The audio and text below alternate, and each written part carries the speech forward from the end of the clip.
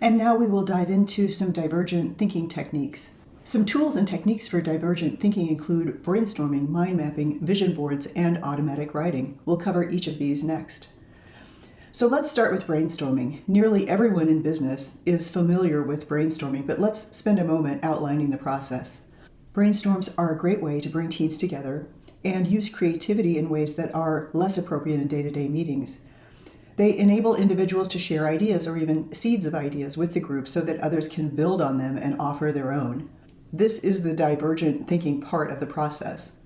While brainstorming is fun, the most effective ones are also ones that clarify ambiguity and move the team forward. If you are planning the brainstorming, choose a great scribe who will write the ideas on large Post-it notes or a flip chart. A great scribe can listen to someone spout off an idea and then summarize or capsulize it in a way that really captures the idea. Another tip is to consider the culture of the group. If the leader is likely to stifle ideas or make people self-conscious about blurting out seeds of an idea, just invite the leader to sit out the brainstorming because you want the ideas to really flow freely.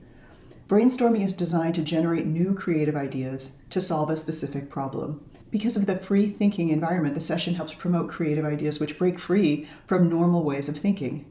The analysis and critique are convergent thinking processes. That takes place after the brainstorming is over. In a brainstorming session, every participant is encouraged to think out loud and spontaneously come up with as many ideas as possible, no matter how crazy the ideas might seem. The participants shout out ideas as they occur to them. It's important for the facilitator to make clear that all of the ideas are noted. Nothing is criticized or judged until after the brainstorming. This is to allow people the freedom of divergent thinking. Freely suggesting any idea that may seem even remotely possible may inspire other ideas, which might lead to unexpected solutions.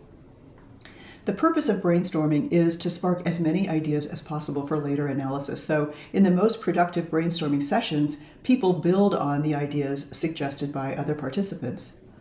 After the divergent brainstorming process, there are some other steps that are more convergent processes, where you cluster similar ideas together. You spend about 10 minutes here and organize the ideas. If you have used Post-it notes in the brainstorming, you physically move similar notes next to one another. The next step is to vote on favorites. Have each participant vote on their top 3 ideas. You can use markers or stickers and have people place votes on their favorites. Next, based on your business goals and your initial goal for the brainstorm, prioritize the top ideas and then commit to next steps. Brainstorming and ideation are critical divergent thinking steps in design thinking processes, and research groups are always updating their processes to make them even more user-friendly.